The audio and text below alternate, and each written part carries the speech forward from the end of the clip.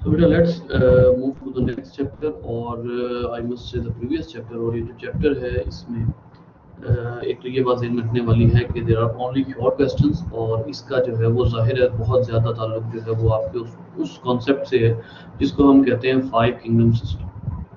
Five kingdom system का जो concept है वो एक दफ़ा हम रिवाइव करेंगे यहाँ पर ताकि हमें ये पता लग जाए कि इस चैप्टर पे आने की रीज़न क्या है, ये चैप्टर जो है ये क्या हमें जो है वो बताने वाला है।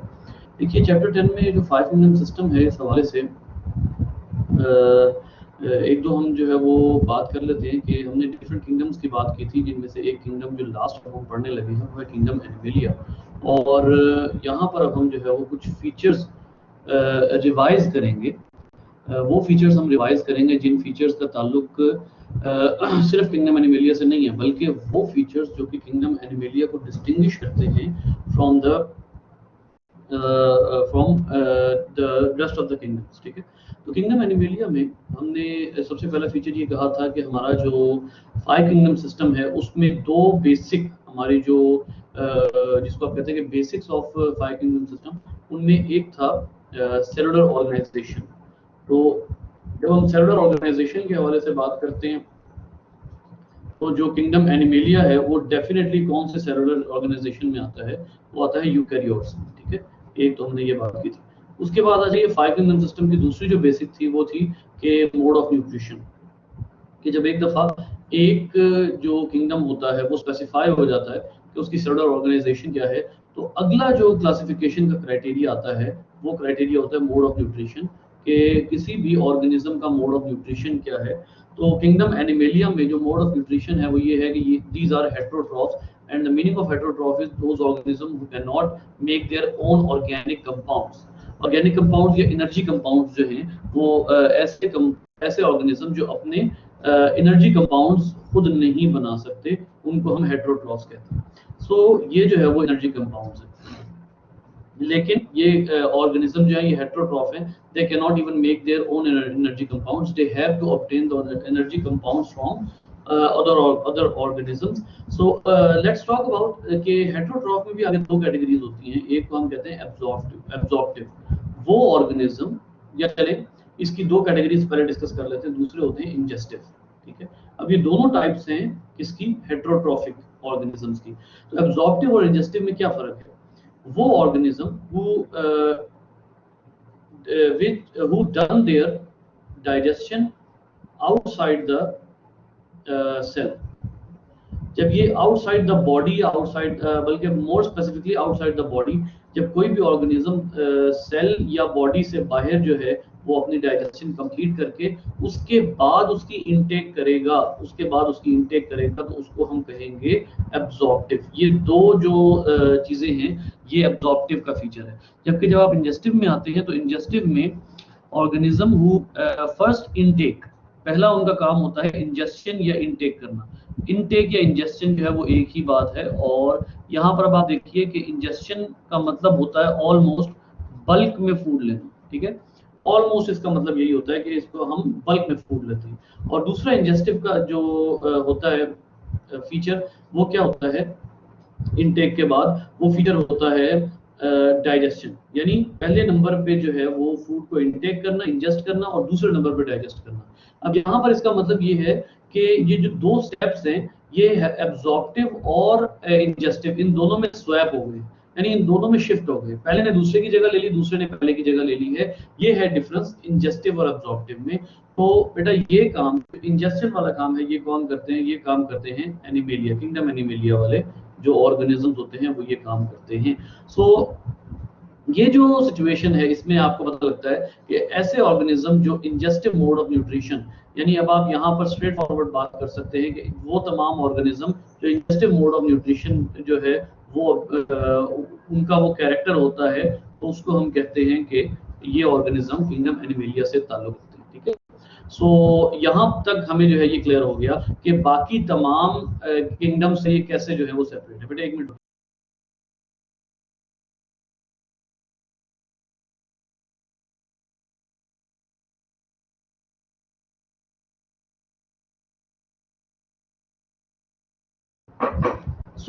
अब यहाँ पर जो है वो किंगडम एनिमेलिया के बारे में बेसिक बात जो हमारी हो गई वो तो हो गई। ठीक है।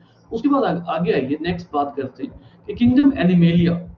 अगली बात हम करते हैं बेटा कि जब भी हम कोई किंगडम स्टार्ट करते हैं तो उसका ओरिजिन देखना पड़ता है कि उस किंगडम का ओरिजिन क्या है, ठीक है। जैसे आप लोगों को मैंने पेपर में भी एक सवाल दिया था, और वैसे भी मैं आपको जो है वो यहाँ पर एक आपसे अभी सवाल थ्रो करता हूँ कि हमने जब प्लांट्स की बात की थी, किंगडम प्लांटी की, तो हमने क्या कहा था कि उसके एंसेस्टर कौन है?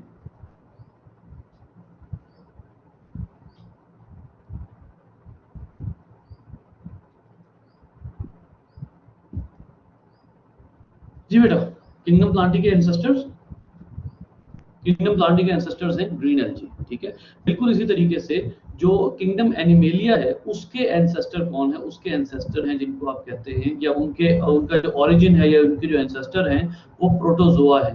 प्रोटोजोआ जो है वो ग्रुप है जिसका ताल्लुक किस किंगडम से है? इसका ताल्लुक है किंगडम प्रोटिस्टा से। आपको अच्छे तरीके से याद होगा कि किंगडम प्रोटिस्टा, मैं ये सब कुछ सिर्फ इसलिए रिवाइज कर रहा हूँ क्योंकि हमें ये पढ़े हुए कुछ टाइम हो गया है। किंगडम प्रोटिस्टा जो है उसमें 3 किस्म के मेजर ग्रुप्स आपने पढ़े थे। एक थे एनिमल लाइफ, ठीक है, और दूसरे थे प्लांट लाइफ, और तीसरे थे फंजाई लाइफ, ठीक है। इनमें जो एनिमल लाइफ हैं वो उनको हम नाम दिया करते हैं प्रोटोजोआ। जो प्लांट लाइक है उनको हम नाम दिया करते हैं एल्गी, और जो फंजाई लाइक हैं उनको हम माइसीड्स नाम दिया करते हैं। और यहाँ पर ये जो अभी मैंने आपको क्या कहा कि इस किंगडम का ओरिजिन, किंगडम एनिमेलिया का जो ओरिजिन है वो कौन है, वो कहाँ से निकला है? वो एक्चुअली वो ये प्रोटोजोआ है जो किसका हिस्सा है? जो किंगडम प्रोटिस्टा का हिस्सा है। तो इसका मतलब हुआ कि किंगडम एनिमेलिया जो है उसके अंदर जो प्रोटोजोआ हैं वो किसी ना किसी लिहाज से एंसेस्टर हैं किंगडम एनिमेलिया के। अब यहाँ पर हम थोड़ा सा बुक को भी कंसल्ट करेंगे। हम अपने इस लेक्चर के साथ साथ जो है वो थोड़े से बुक के हवाले से भी डिस्कशन कर लेते हैं कि बुक में जो पहला पेज है उसके हवाले से क्या लिखा हुआ। अगर आप यहाँ पर इस डायग्राम पर गौर करते हैं बेटा, ये डायग्राम आपके इस चैप्टर के एंड तक आएगा, आखिर तक आप ये डायग्राम जो है वो कंसल्ट करते हैं। इस डायग्राम में बेसिक वो बात आपको बताई गई है जो असल में इस चैप्टर का थीम है, क्योंकि आपने वैरायटी पढ़नी है ना, आप बायोडाइवर्सिटी पढ़ रहे हैं, ठीक है। आप बायोडाइवर्सिटी पढ़ रहे हैं और इस बायोडाइवर्सिटी में आपको बहुत कुछ पता लगेगा कि ये जो आपका ये जो पूरा ग्राफ है, इस ग्राफ का मतलब क्या है। तो सबसे पहले तो इस ग्राफ को देखिए, बिल्कुल वही बात इस ग्राफ के बिल्कुल शुरू में कही गई है जो मैंने अभी थोड़ी देर पहले आपको कही थी।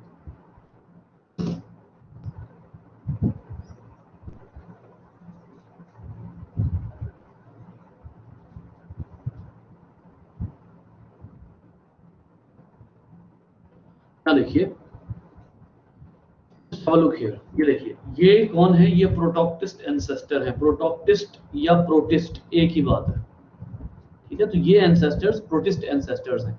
ये एंसेस्टर्स जो हैं ये अब आगे, ये प्रोटिस्ट एंसेस्टर्स ये आगे मजीद डिवाइड होते हैं। फॉर एग्जांपल ये जो लेवल है ना, यहाँ पर जो अब आपको ये पता होना चाहिए कि जो ग्रुप्स हैं, groups are difference, groups are made on the basis of groups are made on the basis of similarities and differences।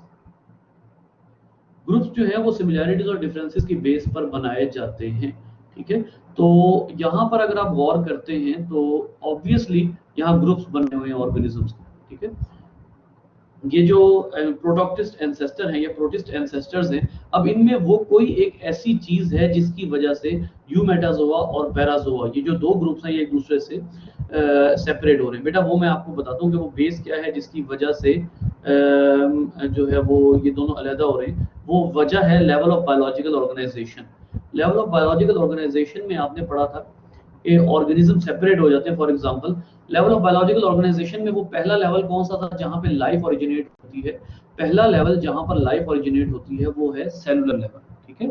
सबसे पहला सब एटॉमिक, फिर एटॉमिक, फिर मॉलिक्यूलर, फिर ऑर्गेनल लेवल, और फिर आता है सेलुलर लेवल।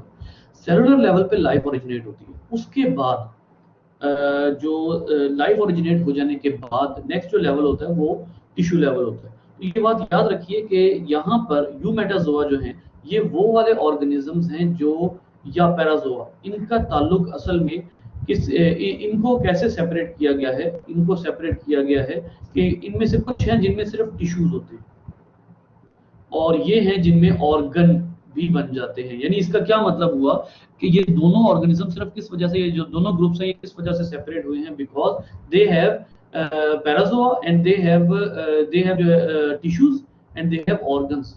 यानी यहाँ पर जो है वो आपको ऑर्गन्स नहीं मिलेंगे, यहाँ पर आपको सिर्फ टिश्यूज मिलेंगे। तो ये बात पूरी पूरी यहाँ पर क्लियर हो रही है कि ऑर्गन्स और टिश्यूज जो हैं वो उनकी बेस के ऊपर दोनों ग्रुप को सेपरेट किया। अब आगे आ जाइए, फिर अगली डिवीजन आपको इस चैप्टर में क्या मिलेगी। मेरी ये बात ज़हन में रखिएगा कि ये जो ग्राफ है ये पूरे चैप्टर की बेस है, ठीक है।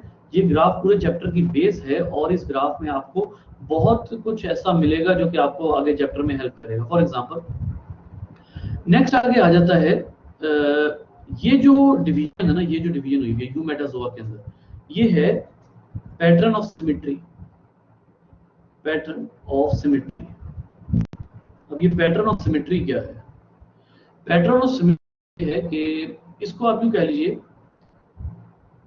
पैटर्न ऑफ सिमेट्री का मतलब है एक्सिस ऑफ डिवीजन।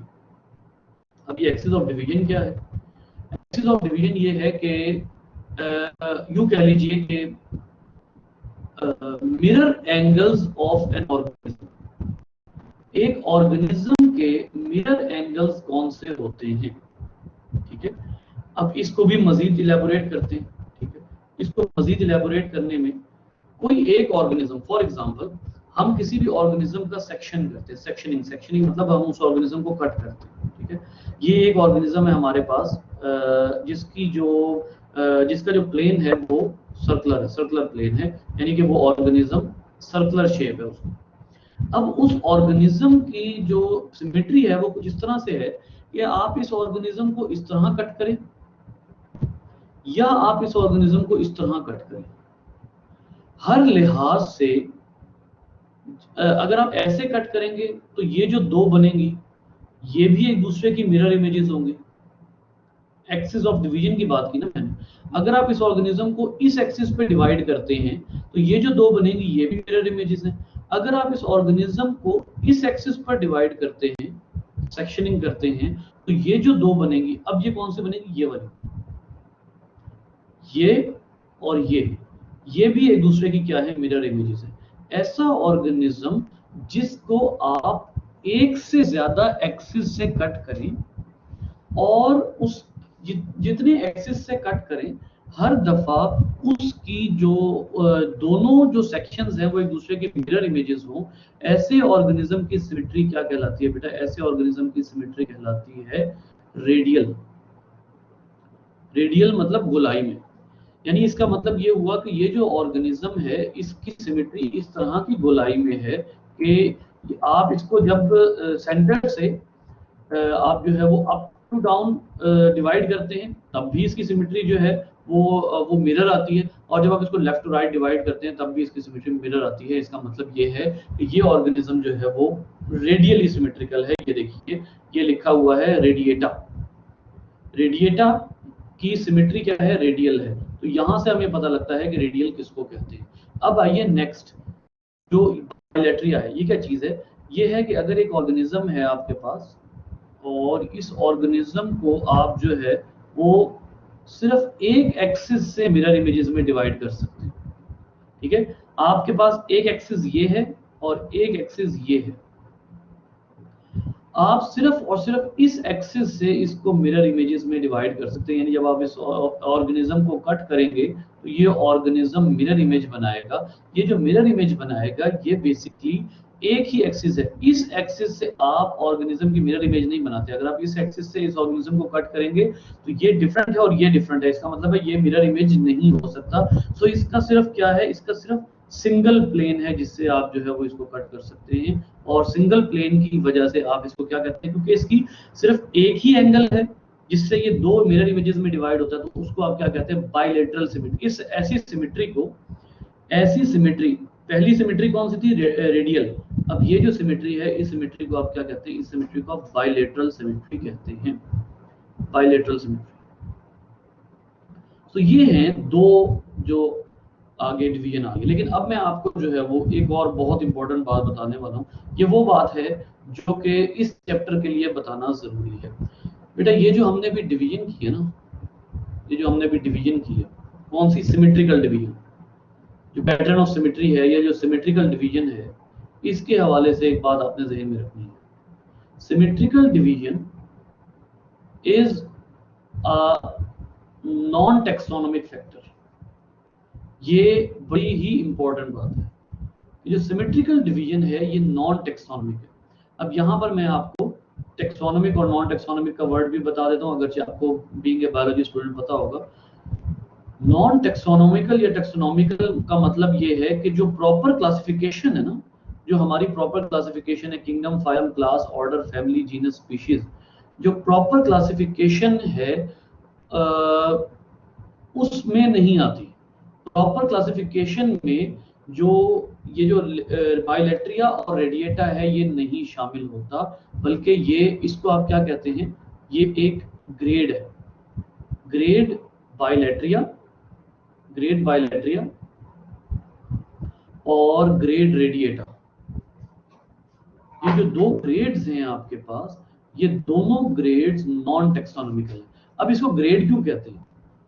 इसको ग्रेड इसलिए कहते हैं कि it uses only one feature, only one non taxonomical feature to differentiate. Grade वो चीज कहलाती है जिसमें हम कोई भी नॉन टेक्सोनोमिकल फीचर यूज करते हैं दो ग्रुप्स को सेपरेट करने के लिए, टू डिफरेंशिएट। कोई भी एक फैक्टर यूज करते हैं, लेकिन उस फैक्टर में शर्त क्या है कि वो फैक्टर क्या हो, वो नॉन टेक्सोनोमिकल फैक्टर हो, नॉन टेक्सोनोमिकल कैरेक्टर हो।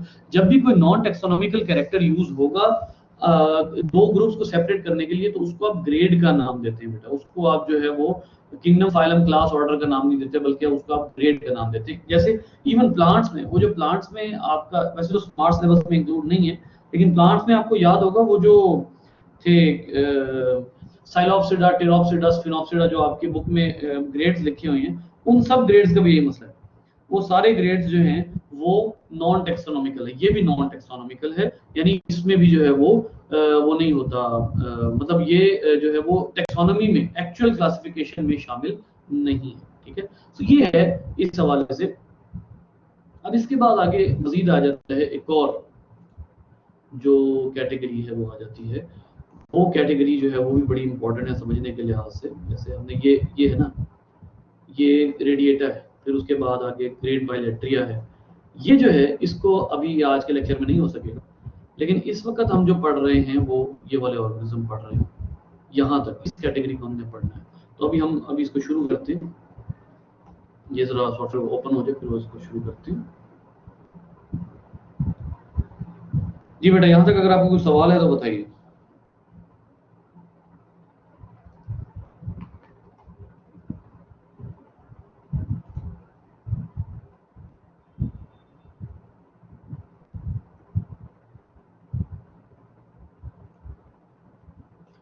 अच्छा जी, यहाँ आपने डिवाइड कर लिया। अब इसके बाद मजीद डिवीजन की बारी आती है।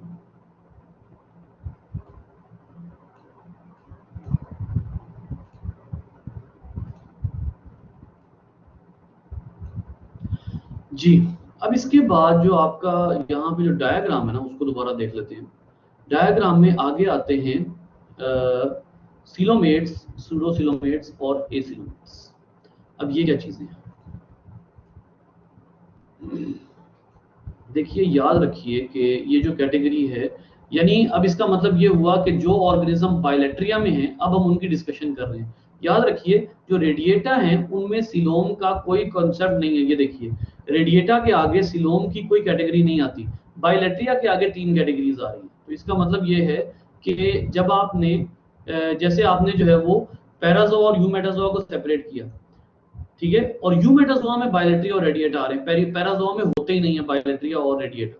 ठीक है, इसी तरीके से अगली डिवीजन में जब आप करेंगे तो रेडिएटा जो है वो है जिसमें कोई सिलोमेट वगैरह की कोई कैटेगरी नहीं है, बाइलेट्रिया में आगे आएगी। तो पहले हम इसको अंडरस्टैंड कर लेते हैं। बेटा, ये जो आपके सामने है ना, ये वाली डिवीजन, ये किसकी बेस पर होती है? ये एक हमारी बॉडी का एक फीचर होता है सीलोम, उसकी बेस पर होती है। सीलोम किसको कहते हैं? सीलोम बेटा कहते हैं बॉडी पॉकेट्स को। सीलोम बॉडी पॉकेट्स को कहते हैं। अब ये जो है ना, बड़ी टेक्निकल सी टर्म है कि बॉडी पॉकेट्स क्या होते हैं। बेटा ये जो बॉडी पॉकेट्स है ना, ये असल में बॉडी के अंदर बॉडी को डिफरेंट पोर्शंस में डिवाइड करने के लिए है। बॉडी पॉकेट का मतलब है to divide the body into different portions through a membrane. एक मेम्ब्रेन के जरिए बॉडी को डिफरेंट पोर्शंस में डिवाइड करना, ठीक है, और डिफरेंट पोर्शंस में इस तरह डिवाइड करना फॉर प्रोटेक्शन, सेफ्टी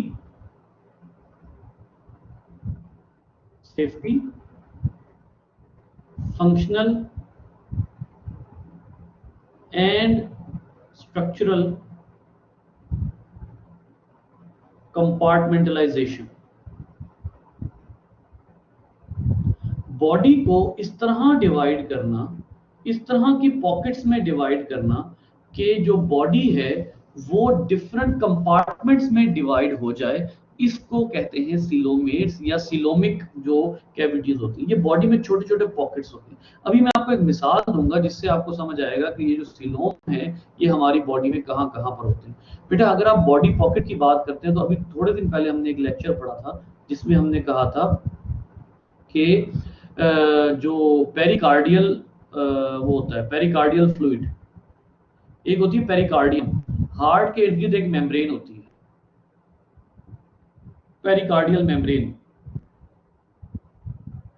ये जो पेरिकार्डियल मेम्ब्रेन है ये असल में सिलोमिक मेम्ब्रेन है।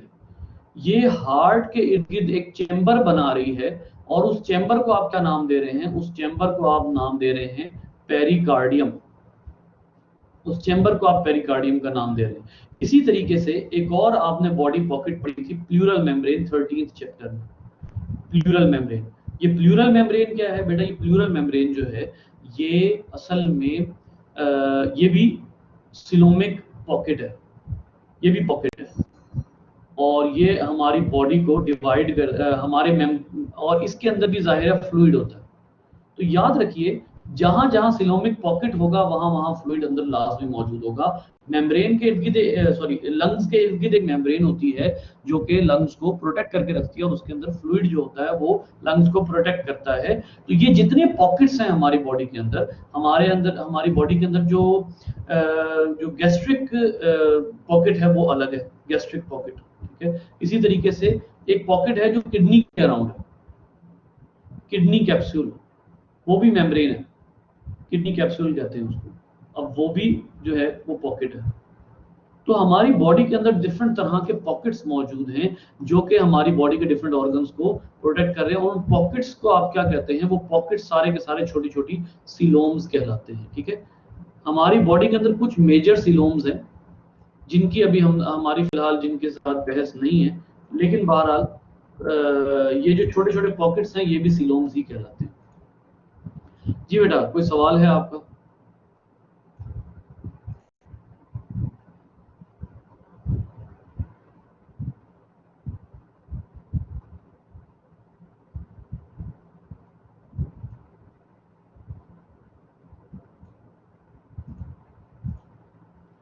जी यहाँ ये अब एक और चीज के ऊपर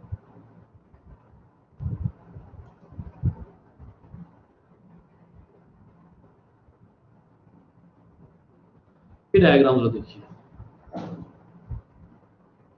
इस डायग्राम में आपको ऑर्गेनिज्म नजर आ रहे हैं अकॉर्डिंग टू पॉकेट्स, ठीक है। ये किसकी बात हो रही है? एक और बात सुन लीजिए, ये बात हो रही है सिर्फ ग्रेड बायलैट्रिया की। मैंने आपको क्या कहा? रेडिएटा में वो नहीं होते, रेडिएटा में जो है वो सिलोमेट्स नहीं होते, सिलोम नहीं होती, रेडिएटा में कोई पॉकेट्स नहीं होते, ठीक है। लिहाजा यहाँ ग्रेड बायलैट्रिया की बात हो रही है। ग्रेड बायलैट्रिया में पॉकेट्स के हिसाब से आप इसको यूं कहेंगे कि divisions according to pockets. Pockets के हिसाब से जो डिविजन्स होते हैं वो अब हम यहाँ पर पढ़ेंगे। पॉकेट्स या दूसरे अल्फाज में आपको इसको क्या कहेंगे? सिलोम, ठीक है। इस लिहाज से बॉडी के अंदर जो पॉकेट्स होते हैं, ये जो ऑर्गेनिज्म है यहाँ लिखा हुआ ए सिलोमेट, एसिलोमेट का मतलब क्या होता है? No specific pocket. इनके अंदर पॉकेट नहीं होता, ठीक है। अब इनमें और बाकियों में क्या फर्क है? जिनमें पॉकेट होता है और जिनमें पॉकेट नहीं होता, इनमें क्या फर्क है, ये जो है वो अब मैं आपको बताता हूँ सिर्फ।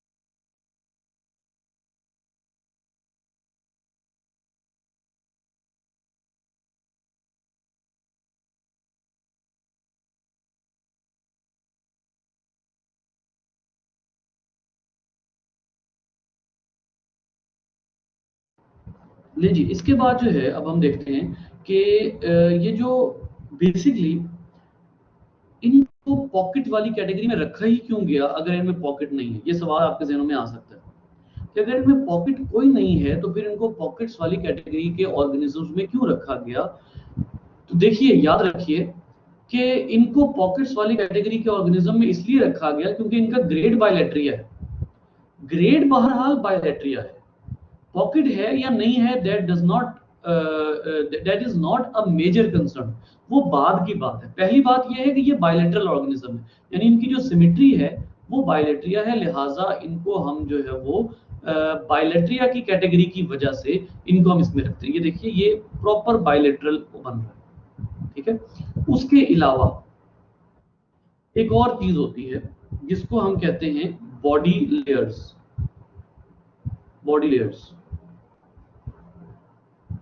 याद रखिए, अगर आप इस चीज को पूरा टेक्निकली समझना चाहें ना, तो बॉडी लेयर्स जो हैं उस वो बड़ा मैटर करती हैं। कुछ ऑर्गेनिज्म ऐसे होते हैं जिनमें बॉडी लेयर्स होती हैं सिर्फ दो। कौन कौन सी? एक होती है एक्टोडर्म, एक होती है मेसोडर्म। और ये बॉडी लेयर्स किस टाइम पर अपीयर होती हैं? गौर से सुनिएगा, ये बॉडी लेयर्स तब अपीयर होती हैं खास तौर पर जब वो ऑर्गेनिज्म किस फेज में हो? एम्ब्रियोनिक फेज में। दूसरे नंबर पे जो बॉडी लेयर वाले ऑर्गेनिज्म होते हैं वो कौन से होते हैं? जिनमें 3 बॉडी लेयर्स होती हैं। कौन कौन सी? एक्टोडर्म, मेसोडर्म और एंडोडर्म। ये भी किस फेज में होती है? ये एम्ब्रियोनिक फेज में होती है। यानी जिस वक्त ऑर्गेनिज्म एम्ब्रियोनिक फेज में होता है उसमें एम्ब्रियो में दो तरह की लेयर्स बन सकती हैं, एक एक्टो मीजो। तो फिर ऐसे ऑर्गेनिज्म क्या कहलाएंगे? डिप्लोब्लास्टिक। डिप्लोब्लास्टिक वो हैं जिनके अंदर 2 बॉडी लेयर्स हैं। दूसरी तरह के ऑर्गेनिज्म जिनमें एम्ब्रियोनिक फेज में 3 बॉडी लेयर्स होती हैं उनको आप क्या कहते हैं? ट्रिप्लोब्लास्टिक। अब आइए अगली बात पर चलते हैं। What is the function of body layer?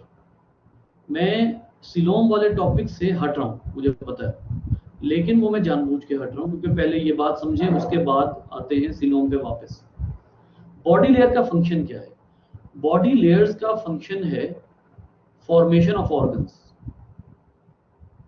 अब ये फिर अगला सवाल आता है कि क्या इसका क्या मतलब हुआ?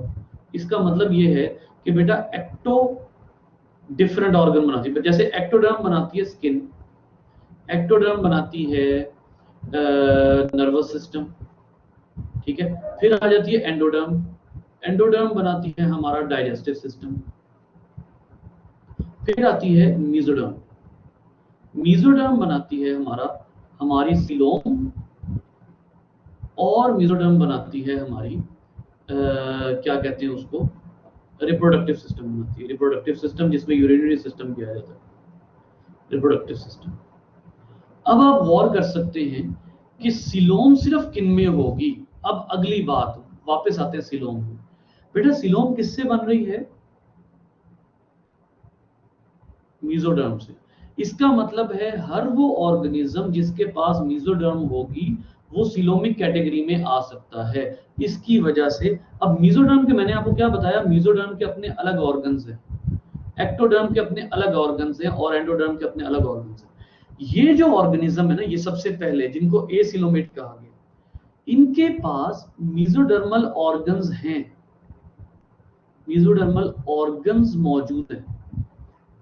यानी एम्ब्रियोनिक फेज में इनमें मेसोडर्म भी मौजूद थी और इनके पास मेसोडर्मल ऑर्गन है। फॉर एग्जांपल ये मेसोडर्मल ऑर्गन है, ये मेसोडर्मल ऑर्गन है, लेकिन इनके पास सीलोम नहीं है। यानी इनकी मेसोडर्म इतनी अच्छी नहीं है कि वो सीलोम बना दे, लेकिन इनमें इतनी मेसोडर्म जरूर मौजूद है कि ये मेसोडर्मल ऑर्गन्स बना दे। इस वजह से हम इनको उनके साथ नहीं रख सकते जिनमें मेसोडर्म है ही नहीं। यानी कि इनके साथ नहीं रख सकते हम, डिप्लोब्लास्टिक के साथ हम नहीं रख सकते क्योंकि डिप्लोब्लास्टिक में तो मेसोडर्म है ही। लिहाजा हमारी मजबूरी ये है कि हम इनको उनके साथ रखेंगे जिनमें मेसोडर्म है। सिलोम बना रहे हैं या नहीं बना रहे वो एक अलग बात है, लेकिन जिनमें मेसोडर्म है उनके साथ हमें रखना पड़ेगा क्योंकि इनमें मेसोडर्मल ऑर्गन्स मौजूद हैं। लिहाजा हम इनको इस कैटेगरी में रखते हैं जिनमें मेसोडर्म मौजूद होती है। जी बेटा, ये समझ आई बात?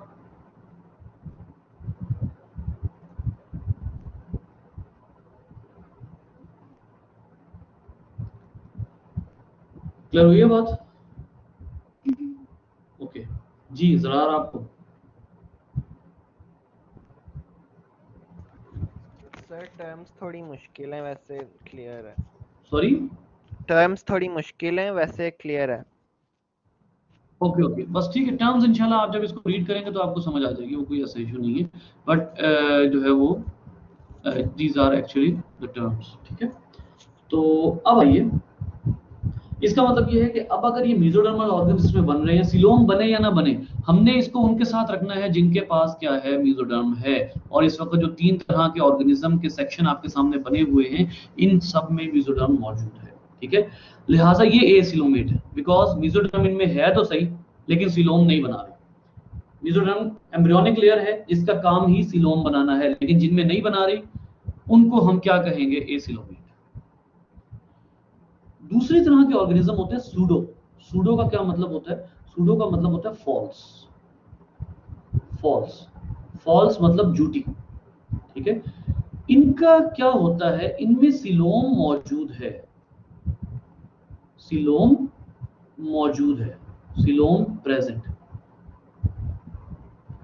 लेकिन a large coelom, large single coelom, एक ही बड़ा सारा पॉकेट मौजूद है, या इसको आप कह लीजिए लार्ज पॉकेट।